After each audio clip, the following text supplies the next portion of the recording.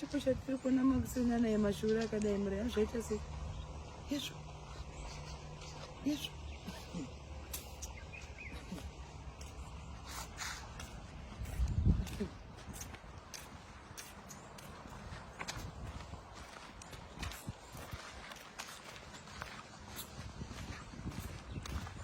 I'm sorry.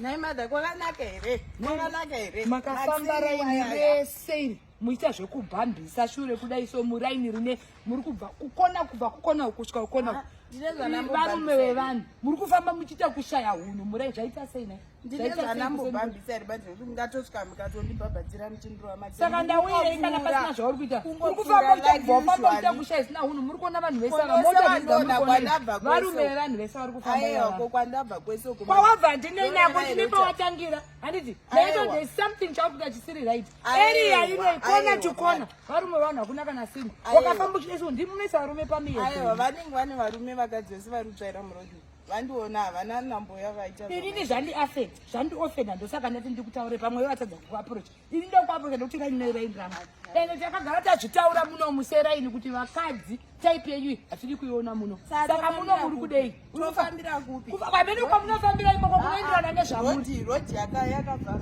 ini ndongofara rodhi kana yakavharwa uchifamba zvine hunhu kwete kufamba uita kudai kuda kupinimidza kuti varume zvezvimota dzidzamira izvezvi vese vakuda kutoona kuti chii chiri kuitika chii chakadaro ichocho magara mune problem yandinayo anyway iningirikini here iwe iteki here kana kuti china paizvozvo zvawakaiswa kumashure iteki here kana kuti china ndiri kubvunza idaire zvekuda kuchengamirwa tinozvipedza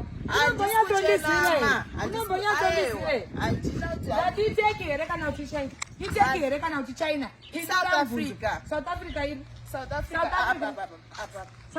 is kana Dr. Yehud wapi? Dr. Yehud. Veku South Africa? Vanongotora mafetsa ako epadumba vobva vangokuisawo. Wotoisa kumashure? Wotoisa imamuna kana dumbu racho. Hamuna kana chamina saka muda kutorwa papi. Saka vanotora fetsi ndo yavanoisawo. Vanotora apa paka vobva vakuisaiwo. Saka ina handi-qualify? Hamutombo qualify ne.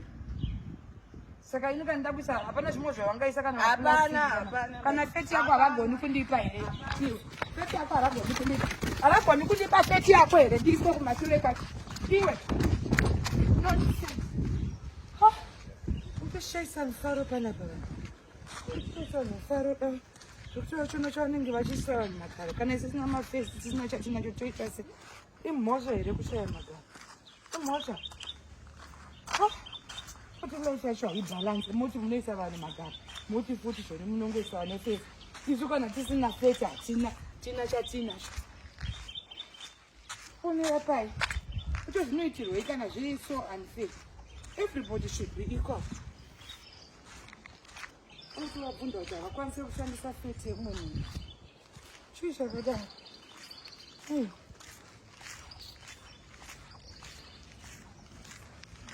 shandise feti mubvata handina feti kana tatora zvinafuna garera problem